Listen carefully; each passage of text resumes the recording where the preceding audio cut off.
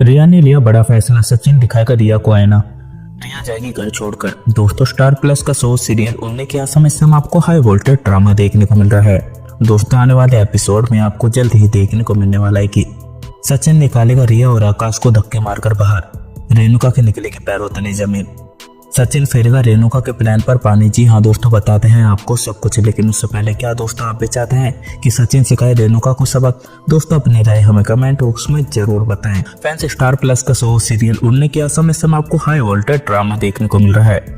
दोस्तों, आने वाले एपिसोड में आपको जल्द ही देखने को मिलने वाला है कि जब सचिन रिया से बदतमीजी कर जाने वाला है और अपनी हद पार कर देगा, तो रेणुका यही सोचती हुई दिखाई देगी कि अब रिया क्या करेगी, और हकीकत में वो घर छोड़कर चली गई तो उसका क्या होगा, और उसके सारे प्लान पर पानी फिर जाएगा।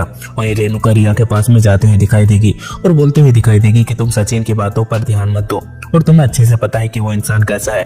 दारू पीने के बाद में उसे कुछ भी होश नहीं रहता।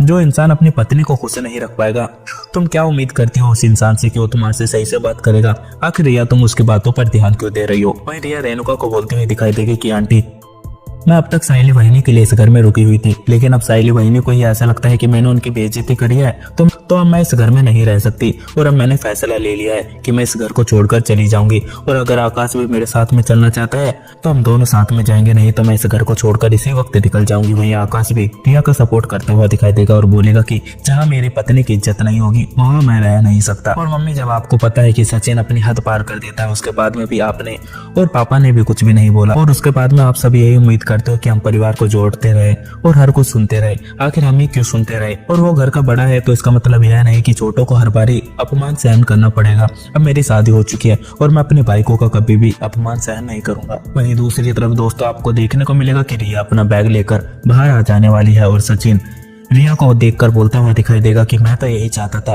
कि तुम दोनों यहाँ से निकल जाओ, और वैसे भी तुम दोनों के वजह से मेरे बाबा को इतना सब कुछ सहन करना पड़ा। तुम्हारे वजह से मेरे बाबा को हार्ट अटैक आया और वो मरते मरते बचे। अगर मेरे बाबा को कुछ हो जाता तो शायद मैं तुम्हें छोड़ता नहीं, लेकिन अब कोई बात नहीं, और भगवान की दुआ से मेरे बाबा बिल्कुल ठीक है। लेकिन आज नहीं तो कल तुम्हें इसे घर छोड़कर निकलना ही था, और अब आज निकल रहे हो वो भी अच्छा ही है।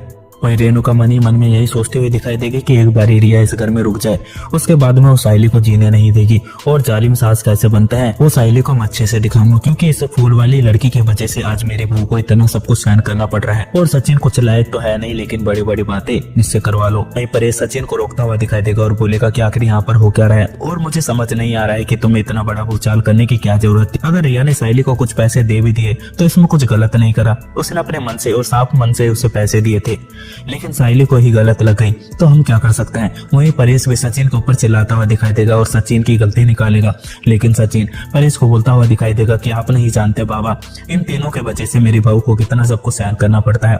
उसे सुबह से लेकर शाम तक वो काम करती है, उसके बाद में भी यह सोचते हैं कि वो नौकरानी है। जी हाँ दोस्तों, आपका क्या सोचना है? अपनी राय हमें कमेंट बॉक्स में जरूर बताएं। अगर आप लोगों को हमारी ये वीडियो अच्छी लगे तो वीडियो को लाइक करें और हमारे चैनल को सब्सक्राइब करना ना भूलें। मिलता है आपसे अगली वीडियो में, जब तक के लिए राधे राधे, जय श्री राम।